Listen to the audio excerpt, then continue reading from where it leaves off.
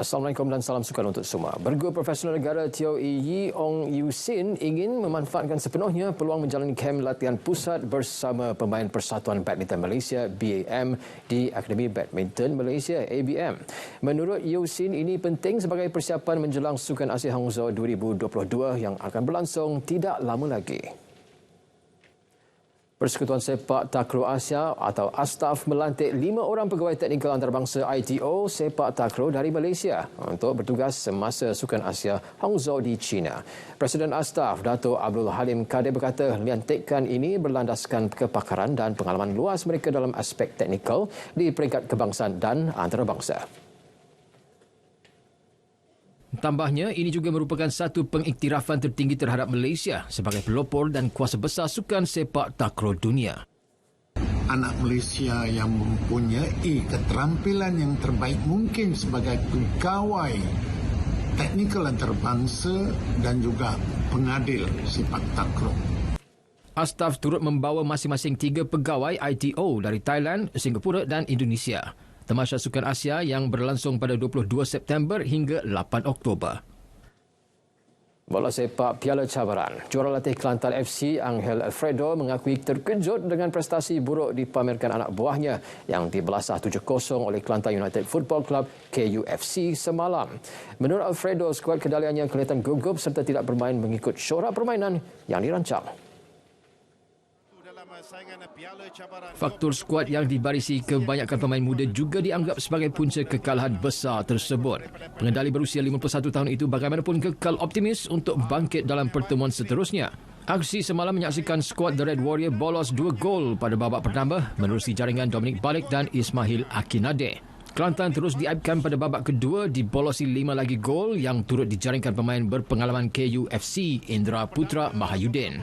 Kedua-dua pasukan bakal bertemu dalam suku akhir kedua pada 4 Oktober.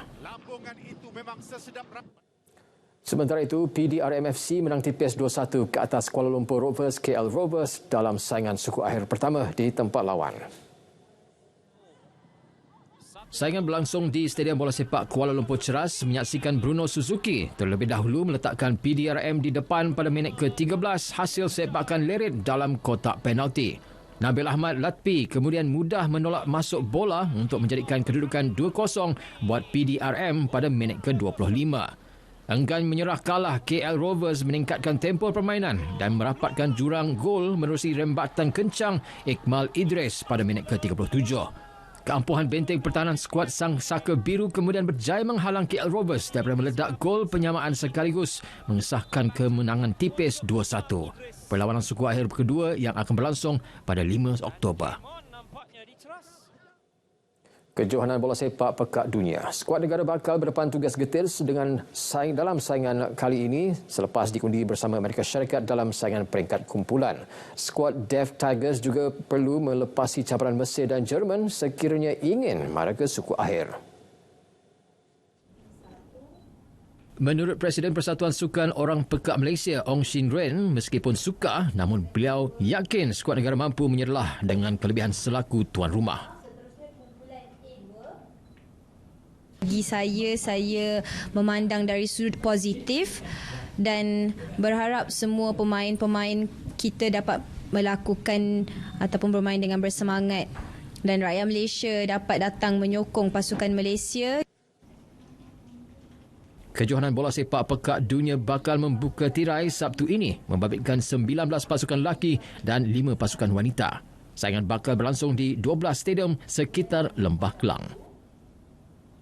Bola sepak Liga Juara-Juara Eropah. Manchester City akan memulakan misi mempertahankan kejuaraan berdepan kelab dari Serbia Red Star Belgrade pada perlawanan awal pagi nanti.